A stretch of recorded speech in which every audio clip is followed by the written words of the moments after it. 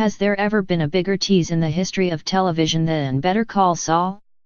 Let's consider the evidence.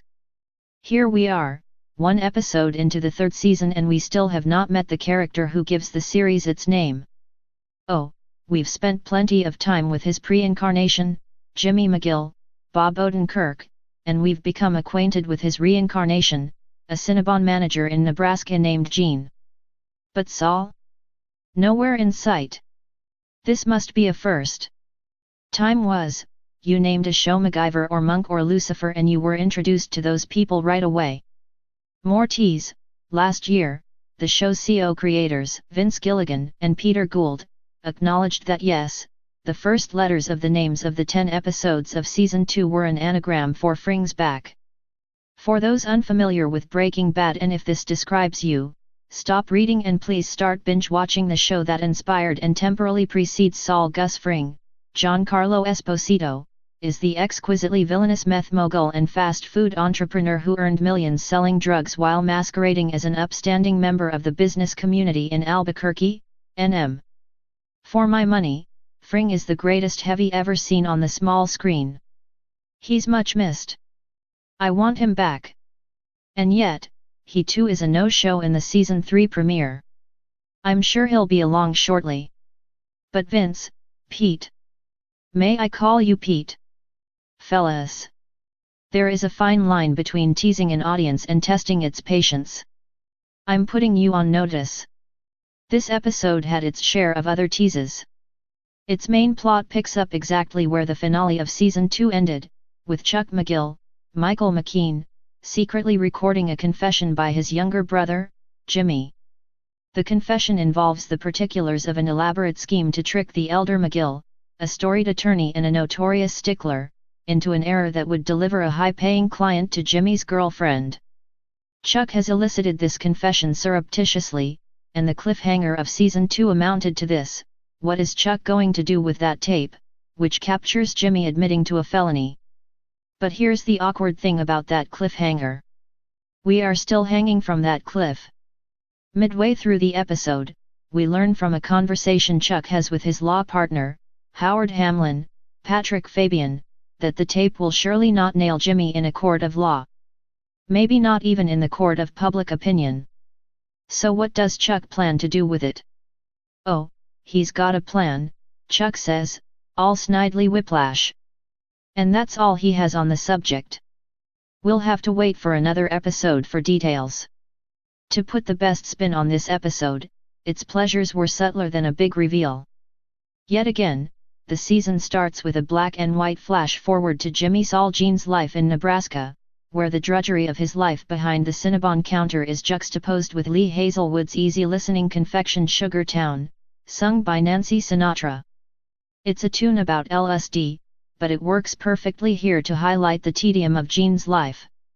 It's lunch hour and he grabs a book, David Niven's memoir, The Moon's a Balloon, escapist reading for a man yearning for a more interesting life, and sits down to eat a mundane sandwich on a mundane bench in the mall.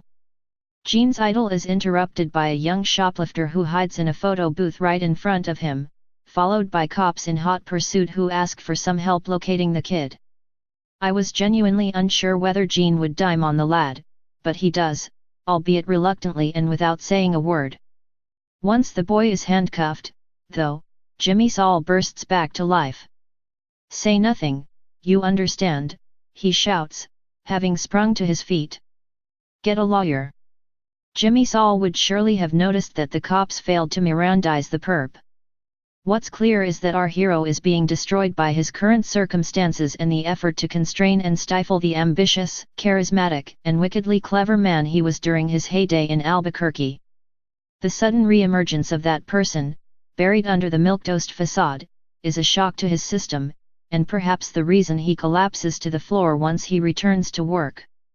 I kind of hope that at some point, down the line, Better Call Saul tells Gene's story, and perhaps the story of his escape. An entire season in black and white, flipping to color once Saul or Jimmy has returned. The other highlight for me was watching Mike Ehrmantraut, Jonathan Banks, tear apart his '87 Caprice wagon. At the end of Season 2, someone wedged a stick into the car's steering wheel, honking him to distraction as he readied for a kill shot in sniper position on a hillside. The stick wedger left one word of instruction: don't on the windshield. Mike much prefers to be the wedger to the wedgie, if you will, so the idea that anyone was surveilling him is unsettling in the extreme. Only a LoJack-style tracking device could have revealed his whereabouts to the don't messenger. Please be Gus, please be Gus, please be Gus. And Mike looks for that gadget with a tenacity that make the cops in the French Connection seem lazy. He finds his quarry, hidden in the gas cap.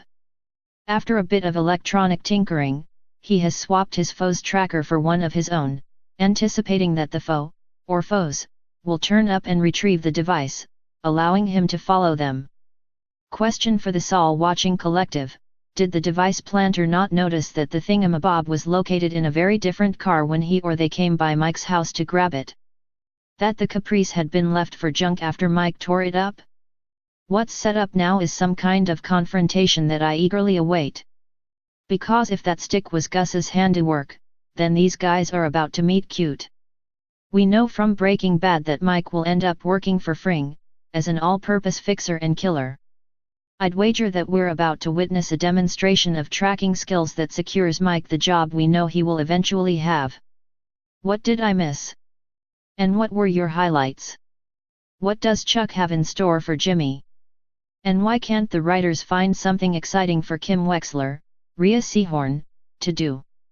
Watching her sweat the punctuation of a legal document on her computer, switching from semicolon, to period, back to semicolon? She deserves better.